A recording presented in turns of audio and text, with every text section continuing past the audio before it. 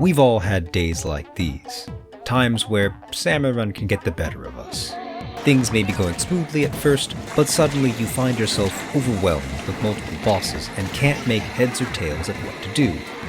While there is a tutorial for tackling the Salmonid bosses, it only scratches the surface on how to deal with them.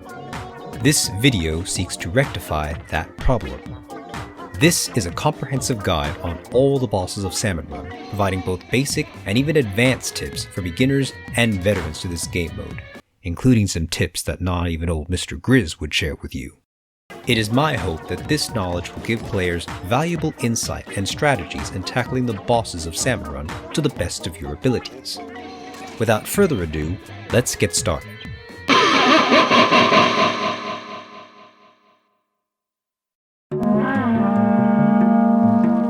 The Steelhead is the most iconic of all bosses and is fairly straightforward to deal with by shooting the bomb it charges on its head.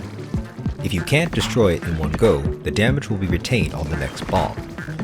The explosion is large enough to destroy lesser Salmonids and even bosses if they are close enough. If amongst a group of bosses, prioritize the Steelhead in the possibility of taking out multiple foes in one blow. On a final note, if a Steelhead is blocking your path, do not be afraid to run or swim past it, as coming in contact with its body will deal no damage. If the steel eel has you in its sights, lead it away from your team so that they can take out the driver. The steel eel is at its strongest when it is allowed to coil, protecting the driver and even the Salmonid horde, but at its most vulnerable when traveling in a straight line. Keep this in mind when your workspace is limited, especially during high tide. If possible, take every opportunity to splat the driver from a distance or from above for maximum safety from the eel's path.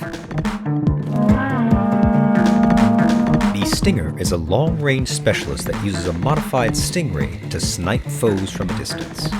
It can either be the easiest or the hardest Salmonid to beat depending on the weapon you are assigned. For the sake of efficiency, weapons with high DPS or explosive qualities should focus on stingers. Their ability to decimate players with their high-intensity beam makes them a constant, high-priority target. If you find yourself being targeted, try to gain higher or lower ground as you make your way closer to the stinger's location. Stingers will always prioritize the furthest crewmate, and their aim worsens the closer a target is to their position. The Drizzler can be considered one of the weakest of Salmonids in terms of stopping power. However, their Inkstorm balloons can become deadly after subsequent usage and when paired with other Salmonid abilities. While they are a lower threat priority, they should not be ignored for this reason. To save on time hitting the Drizzler when it is exposed, pay close attention to which direction it will fire its balloon. The balloon will be redirected in the opposing direction from where it is shot from, causing enough damage to instantly KO the Drizzler and any other Salmonids caught in the blast. If a teammate is attacking the Drizzler directly, focus on removing any deployed balloons before assisting them. If left unchecked, Inkstorms can become devastating for their damage over time and ability to slow players who are caught in the rain. The Maw is an ambush hunter which tracks down a crewmate and breaches from below the surface to snap them up. Despite this terrifying description, the Maw is possibly one of the easier Salmonid bosses to deal with. A fishing buoy will always indicate where it is, and the glowing green rings will signal when it is about to strike. Throwing a bomb within the rings will guarantee a swift end. If you find yourself being hunted by a Maw, lure it as close as you can to the egg basket for an extra speedy and extra safe egg deposit. This strategy is useful as it allows your crewmates to focus on other priority targets while you safely deal with the Maw. In more hectic situations, stay mobile and keep an eye on the ground for wherever a Maw may be, as you can easily lose track of them with the chaos on the field. In addition, ink the trails that Maws leave behind so that you or your crew are not caught in its trap before it reaches the surface. The Scrapper's role as a boss is to pursue and harass crewmates. Alone, they are easy pickings, but become a serious threat when traveling with the Salmonid horde. Repeated damage against the Scrapper will cause the vehicle to malfunction, allowing you to easily take out the driver. Alternatively, the first shot against a scrapper will cause it to immediately halt and track whoever shot it. Use this strategy to turn the scrapper around so that your crewmates can aim at its weak point without fully disabling it. This is also useful when scrappers are in locations with scarce flanking positions. Similar to the maul, the scrapper can be lured closer to the basket for a speedy egg delivery. In more extreme situations, it is wiser to escape and regroup if you have no option about maneuvering a scrapper. If it manages to corner you with its cohorts, it's lights out. The Flyfish is the most infamous and deadliest of all boss salmonids. It is to be considered the highest priority target on the field. When the opportunity presents itself, work with your crewmates to quickly disable the Flyfish by tossing a bomb in each of its missile launchers. To avoid throwing 2 bombs into the same slot, prioritize the launcher dependent on which side of the Flyfish you are on, be it the right or the left. If time or safety is an issue, disabling just one launcher greatly reduces the threat of a Flyfish, allowing you to focus on more immediate threats. If a Flyfish locks on its missiles, don't panic, stay mobile to avoid the damage. If you and a fellow crewmate are targeted, split up to reduce the risk of one of you being splatted. But be sure to regroup afterwards. In more chaotic situations when multiple Flyfish are on the field, certain specials are able to disable the launchers or the Flyfish directly. These include the Inkjet, the Crab Tank's Alt Fire, and the Killer Whale 5.1. Since this guide's creation, other methods have surfaced and will arguably continue to develop as Salmon Run continues its life cycle. The Fish Stick is one of the new bosses in the roster that is primarily focused on support. When the Fish Stick is deployed, it will disperse enemy ink in a circular radius, making the area difficult to traverse for you and your crew. In addition, the physical structure of the Fish Stick can obstruct sightlines, providing the Salmonid horde some form of cover. Players with ranged weapons can focus on the Fish Stick from the ground, while short-range weapons can ink the tower and take out the Salmonids on top. Where the tower lands will influence its priority. Towers that land in obscure locations can be dealt with later if other, more pressing bosses are present. Towers that land in choke points or traffic to the basket should be dealt with immediately. Once a Fish Stick is dealt with, the tower itself will remain on the field for the rest of the wave. Use these as routes of escape or elevated fighting positions if you need a breather. But do not rely on them too much, as certain bosses such as maws, flyfish, and stingers can still target you at that elevation. On a final note, towers can be outright destroyed before they are deployed if all flyers are splatted in the air.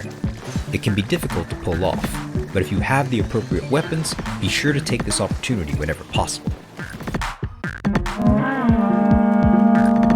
Similar to the maul, the flip-flopper dives and traverses through ink to deal with their enemies.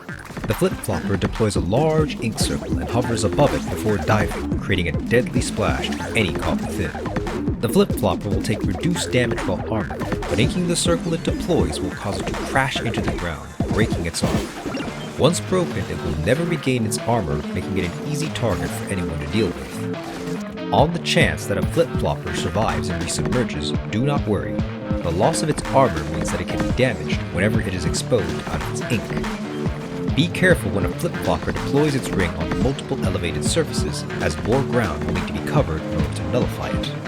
In addition, when 2 flip-floppers are deployed at the same time, they have a tendency to overlap their ink rings, making the job of nullifying them much more difficult. Focus on nullifying one ring at a time, especially if your weapon has minimal turf coverage.